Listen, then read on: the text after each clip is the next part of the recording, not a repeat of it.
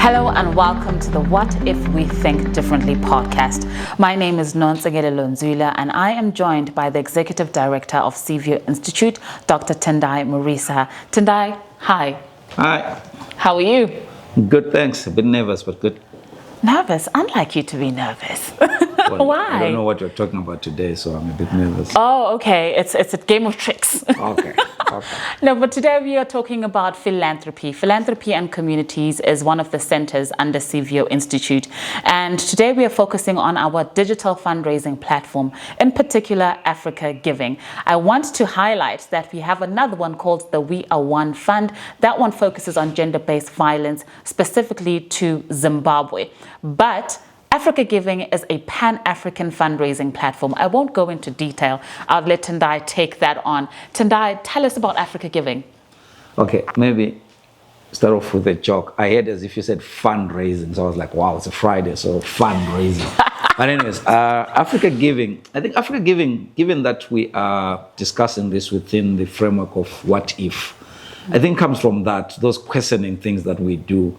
What if we all funded the development or the change we want to see? That's where it starts off from, to say, what if we all got involved? Because at the moment, we have reduced the giving part to make the assumption that there are people who are wealthier than us. Mm-hmm. There are institutions that are designed for this.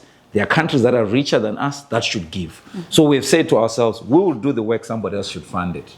But the more we look at it and how the world is changing, we begin to realize that even by the time we came up with the platform AfricaGiving, we were not aware of the changes that the Trump administration was going to put in place and what other EU countries will be doing in terms of reducing their commitments to Africa.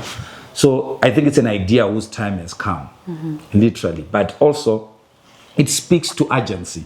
There's no way you can say you want to change a thing and just wait passively for somebody to come and do it for you. So we believe, and one of the things that we do at CVO Institute is to build what we call African urgency. And urgency is just not about, for some of us, urgency could be reduced to protests. What we do when we speak truth to power. To some of us, it could be to do with what we write in response to situations we do not agree with. And to others, it could be art forms, whatever. But rarely do we put giving as a part of urgency. But we're to bring that back to say, in the bundle of things that we call urgency, giving plays a central role. Yeah. So there's one thing that I actually didn't mention to the viewers who may not know what AfricaGiving is. I did say it was a fundraising platform, but it actually focuses on fundraising for non-profits across Africa. Currently, it has 17 countries that are represented on there. So we are essentially, AfricaGiving is a conduit that allows individuals to give to causes that are being worked on by organizations across the continent. Sure. Is there anything you'd like to add to my definition there? At its simplest form, it's a money transfer platform from wherever you are to a non-profit of your choice. You could be somebody working, you're a professional, you're based in the United Kingdom, and you're originally from Uganda, and you want to fund issues that are dear to you, but for years you have not known how to do it. Now you can do it through AfricaGiving. The same for those in Tanzania and many other countries that are hosted, the organizations that are hosted. So I say to somebody when they ask me, what is AfricaGiving? All I would say, it's the simplest route to sending money to non-profits of your choice. Because you can send money to your families through those individual giving, money remittance, whatever. But this one is for institutions. I love that. And I picked up a quote. For me, it came as I put it in quotes in my head. It's the simplest way to send money to organizations of your choice that are working in Africa. Yes. Simplest way. And trustworthy way, must I add. I am selling AfricaGiving today. Sure.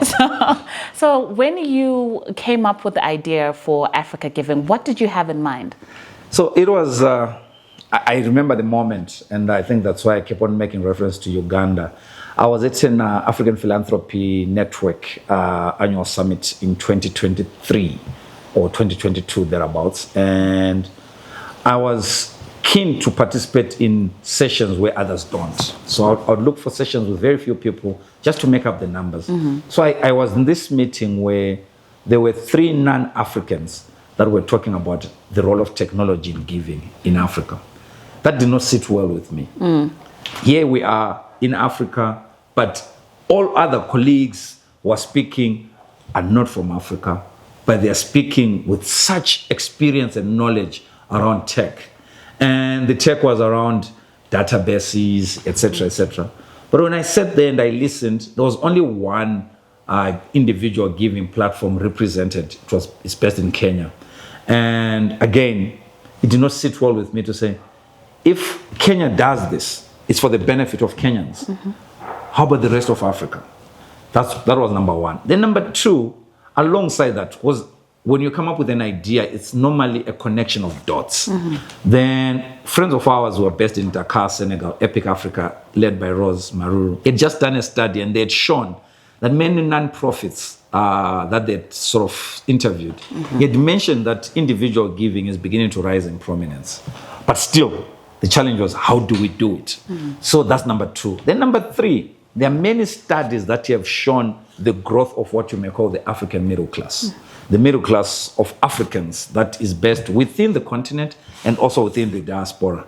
So when you combine those three and you begin to say, what kind of solution do you fashion or any innovation you fashion? We thought of a Pan-African giving platform that can, within real time, 24 hours, 40 hours, 48 hours, you can move money from San Francisco to an organization in Ethiopia. You can move money from wherever you are in California. If you're in Beijing, you can move money through Union Pay to an organization in Dakar, Senegal. So that's what was the motivation to say, what if we begin to think of a Pan-African platform, because we can't build 54 platforms for each country, because we're all at different levels of development and whatever growth.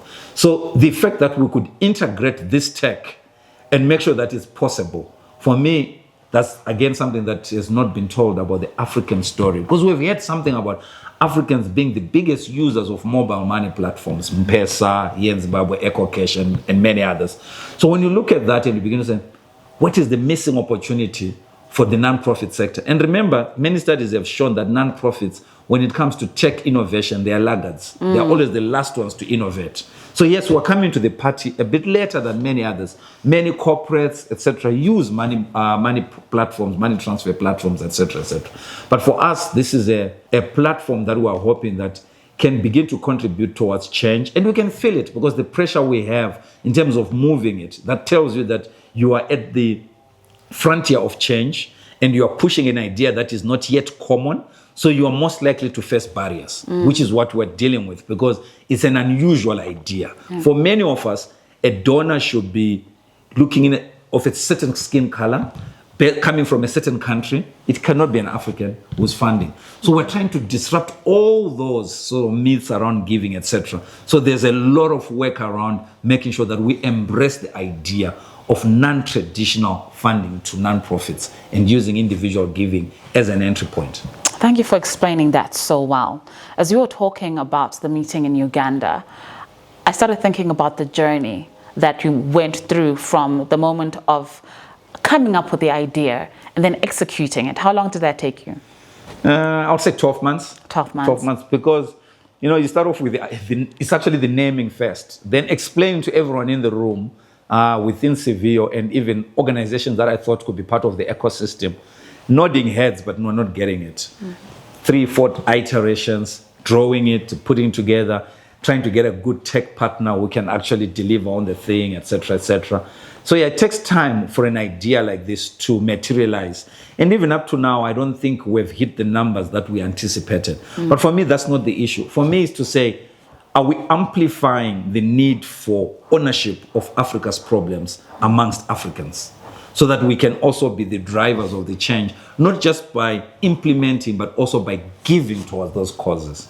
When you spoke about speaking about the idea or telling people about the idea and them not understanding, what were some of the hurdles and questions that they had or fears they had around the platform? Yeah, number one, can you do a platform that mobilizes resources from all over the world into one platform? Then it gives to countries in Africa. Do we have an infrastructure that allows for that? So the first one was to look for what you may call a payment gateway that understands your Pan-African aspiration. So the different payment gateways that we have on the continent are really private sector based, which makes sense. Private sector based, so their fees do not align with the kind of things that we wanted to do. And also, they're also very averse, given the concerns with terror funding and also money laundering concerns. So there are those concerns to say, non-profits moving money, how do we do the due diligence? So it kept on taking us back to risk management, due diligence, how do you make sure that there's compliance, etc., etc. So that's one, just to deal with the hurdles of securing a partner, until we found a very reliable partner who's based in Zimbabwe, who has done fantastic work for us. But still, there's a lot more we could do with a payment gateway. So I was in a room and I was explaining to colleagues in the funding, or those who are in institutions of funding, to say, there's no non-profit, to my knowledge, that owns a payment gateway. We are going to private sector and they charge us private sector rates, which already sort of challenges giving. Because when we say to somebody, if you give $100, 3% will go to the payment gateway.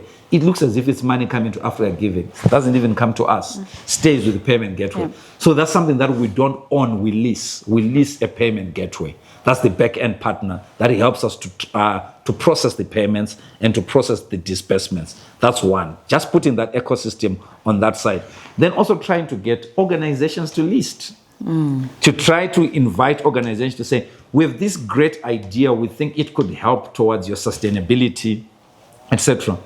It's like, what are they talking about? You know what I mean? Some would send as iffy, they'll just send their details, then they say, where's the money now? We've registered on the platform. So I think there's a lot of work that needs to be done with a platform like that, because you're servicing many interests. Because we also have to talk to the individual donors. We have to make sure that they are aligning with the things that we're doing. They have an understanding of how things work, etc., etc. But also we keep them informed of what their donations are doing. It takes a lot of work, even for the organization I lead, Severe Institute, to be able to align with how to deal with individual donors. It's different from dealing with institutional funders. We have an institutional funder that wants one report per year. A donor with a gift as small as $50, you have to send them a newsletter. You have to repeatedly reach out to them. Whatever you've produced, you have to send to them. So it creates new work. So many organizations that were used to institutional funders find this tedious, because you're just dealing with a person who's giving you $50, and at times it's not a regular gift or a consistent gift. So with all those challenges, many organizations then tend to say, no, this is too much work for us. But if you really look, and I'm not trying to get into mimicry, but from a replication perspective, if you really look at Western organizations, local charities in the UK, across Europe, across the United States, the majority of their funding comes from individual donors. They spend a lot of time working those databases, sending out newsletters, reaching out to their donors, etc. Big organizations, they are funded by individuals. But it's yet to be normal here, because for us, we're used to took three kinds of funders: an INGO regranting to a local organization as a provider of what is last mile service provision, or a proper foundation giving you a grant, or official development aid. So we're never thrown into the equation the idea of individual gifts. Yet individual gifts, if properly harnessed and nurtured, can be more consistent and more reliable, and may allow you to cater for institutional, or what you may call overhead costs, which many donors are beginning to shy away from. So you've spoken towards the end of your response to the demand side of individual giving. I want us to just slightly move to the supply side of individual giving. The idea that, I think we've spoken into it from different angles in our different episodes, the changing of mindsets for individuals in Africa to give to nonprofits. Just your comments around that. How would that work? Also maybe speak to an organization that is considering individual giving as a form of sustainability strategy for them. Yeah, so there's something that is a bit of an anomaly in Africa when we're talking about NGOs or nonprofits generically. The idea that these are sites of privilege. These are sites where those who work within those organizations, they earn in foreign exchange, they drive the big cars. So for them to come back and say, we need funding, it doesn't resonate. Because many people I lead a nonprofit. So many of my friends, when they talk to me, they're asking me either to hire their sisters, their brothers, their nieces, their nephews, or their children, right? But now for me to begin to flip that coin and begin to say, actually, I'm vulnerable. I need you because you are a corporate to help me with my sustainability, just looks like something is wrong. So I think for me, I put the blame equally even on us nonprofit leaders and nonprofit practitioners that we've positioned ourselves as part of the middle class. And yet we serve the underserved, communities that are not even served by the markets, the communities that are underserved. But it's how we've used the overhead to prop our lifestyles in a certain way. So now those lifestyles don't allow with kind of sort of me holding a begging bowl to say, can you please give towards Severe Institute's long-term sustainability? So we've noticed that even when we run Africa Giving, Severe Institute is really a choice for many in terms of giving. But I understand, being a policy organization, we sit sort of at the apex of civil society and we may have privileges that are not common. But the reason why we went with Africa Giving, and maybe this is a fourth point I should have mentioned, we had done a lot of research in community organizations. And one of the things that we're getting embarrassed by, they'll keep on asking us to say, so what are you doing with this data? I remember talking to our programs manager and saying, we cannot be extractive. We have to find a way that there's actually mutuality in all this, that there's a win-win. They also gain something. So Africa Giving at its inception was focused on those organizations that are really community-based, that are not high street organizations, that otherwise many donors don't know because they don't even have maybe a website. They don't have a social media page, etc. But they're doing incredible work. But we're also facing a challenge right now with Africa Giving because the more donors we have, the more they want visible organizations. So there's a lot of work that we have to do to lift those organizations so that they are part of the digital economy, digital space, that they can be seen by people. So that was the fourth dimension around it. And when you look at it from that perspective, then individual giving makes sense. When you're going into rural areas, low income areas within cities and say, this organization based in Kibra, this is Kenya, this organization based in Soweto, based in Alex Park, based in Alexandra, not Alex Park, Harare, based in all these low income areas in Mbare, etc. This organization that is helping the youths stay away from drugs or rehabilitate them, or this organization that is helping with sanitary pads to keep girls in school, etc., etc. When you begin to talk that way, then people begin to connect. Even the middle class begins to understand.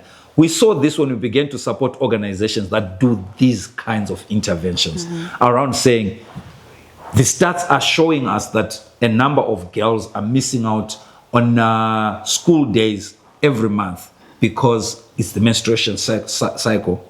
And we begin to say, but if we're to give them pads, the attendance goes up.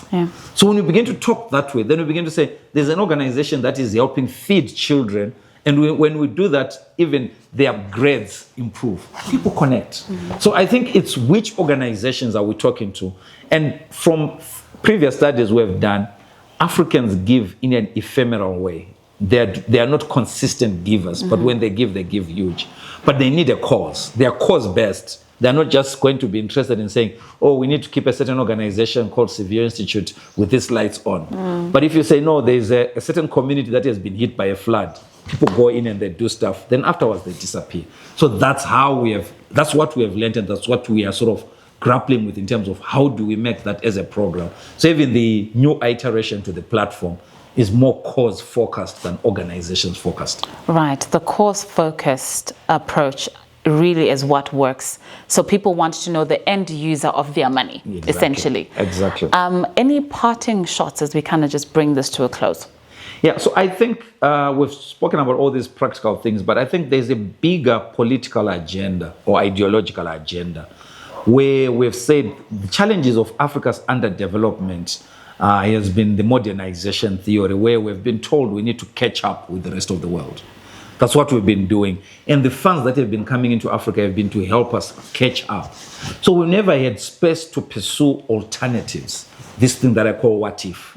So we think that if over time, if we, as Africans, as the middle class is growing, etc., as Africans, we begin to put together pockets, pools of money, we can begin to pursue an alternative development framework that is much more rooted in our philosophies of Ubuntu, of Ujamaa, etc., where we talk about collective development that is more inclusive, etc. Because we're at the precipice of the development project, which could collapse anytime now, given what we are seeing in America, in Europe, with the Trump administration, etc. So if we do not capture the moment and we let it slide, what we'll have done is we'll have lost so much traction on things that we do towards achieving a number of sustainable development goals. So what is needed right now is there's a huge gap. We saw this when we're programming in gender-based violence. There's a huge gap around food security. There's a huge gap around keeping children in school because many donors that were funding that area have left. So the question that we have is to say, when they leave, what happens? Do we allow the whole thing to collapse, or we begin to move in, given sort of the accumulation that we've done over the years and the knowledge that we've sort of acquired around problem solving? So Africa Giving at its core is about collective power, coming together as a people and resolving common problems together. So it may not look like much today, but we have planted a seed, and we expect to see many more other individual giving platforms coming up, etc., even competing with what we have done and even becoming better than us. But what we are planting is the seed around ownership of the problem and beginning to say, we are the change that is wanted, that is required at this particular time. Wow. So simply put, Africa Giving is a response to community problems through individual giving. Yes. A simple pathway to you who can give to any organization that is on the platform across the 17 countries that we serve. So I want to talk to individuals. We are currently running an education campaign for the month of May and June. And even if you see this podcast post those months, you can support a child to go through school with as little as $30. You will give through www.africagiving.org. Currently, there's a page that is serving this particular campaign. And then to the organizations that are watching this and wondering, how do I get on Africa Giving? You go on the same platform. And for those who are already listed on the platform, maybe you needed a refresher on what Africa Giving is. We also have what we have on Udemy. Doc. Oh yeah, the individual giving masterclass. Yes, my mind kind of switched off for a moment there. No, that's the fine. individual giving masterclass, and we will have it at the bottom of the screen if you would like to take that course. So thank you for joining us, and we hope to see you again soon. My name is Nonzile Lunzula. Goodbye for now. To subscribe, you can look for What If We Think Differently on Spotify. You can also look for What If We Think Differently on Apple Podcasts. On YouTube, you will find us on Cvio TV. To stay up to date with all our episodes, don't forget to subscribe.